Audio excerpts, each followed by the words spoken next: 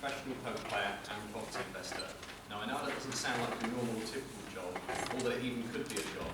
So if you don't mind, I'd like to take you on a roller coaster of that journey. But first, briefly, let me tell you a little bit about myself. I'm 27, a local Bournemouth lad, and before poker I was a keen golfer. Myself, brother and my dad all live and breathe golf when I was younger. I have a really obsessive personality, so I consumed golf in every way when I was younger. At 13, I was the youngest player in the country to hold a course record at County Magnum of 5 under par, and I dominated county golf as a junior. It was at this point when I was given mindset coaching by both county and country, and I absolutely loved it.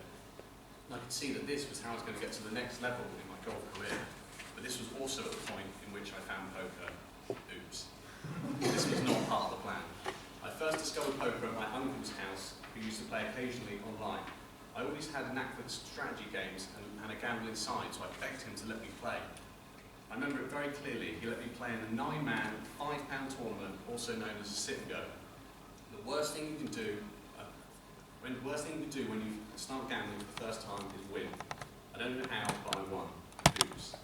I ran home as fast as I could and started playing poker online. I had no money, but I didn't care. I just loved playing online. I played for free for a little while, and then I tried to deposit using my debit card. I was 15, so I have no idea how it worked, but it did. I would deposit £5, £10 here and there, whatever I had, and sometimes it lasts for a couple of hours or days before inevitably I'd lose it all. My mum and dad at this point were getting increasingly worried as to what exactly I was doing and up to, and they could see that I was losing my passion for golf fast. But at that time, all I could think about was poker. I was getting a little bit older at this point, so I had to start getting a job. So I got a job as a labourer, then worked at Ferndown Golf Club. As soon as I got home, I just play and study poker all the time. But I was just going round in circles.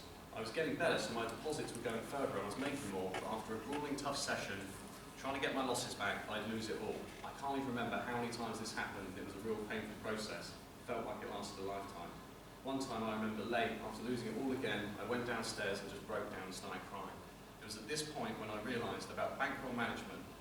See, you could be the best player in the world, but with poor or little bankroll management, you cannot win, and this does happen. So for example, back then, if I was playing in a game for £100, you would need roughly 50 times that amount to endure the swings. Some pros like 100 or 150, just so they feel comfortable.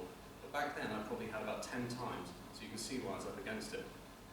As my knowledge at this point was getting better with bankroll management and my skills progressing, I started to get way more consistent, and I wasn't going broke every month. It was at this point which I realised that I could actually do this for a living, and I loved it, and I thought I had to go for it. I went downstairs, told my mum and dad, and my mum instantly started crying. My dad had no idea what to say. We've been on such a long journey with my golf.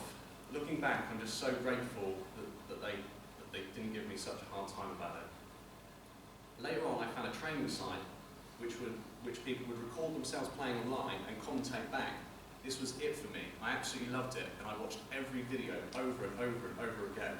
I jump-started myself, and everything just clicked. My skill level just skyrocketed, and I had my bankroll management. It was at this point when I realised the main game I loved the most was one-on-one poker. I loved the speed of it, the meta game was hand, and it was like playing golf one-on-one. It brought together all of my qualities, and I played it all the time. This was my format, my gift. At that time, it wasn't very popular to play one-on-one because the swings and the variance was the highest form.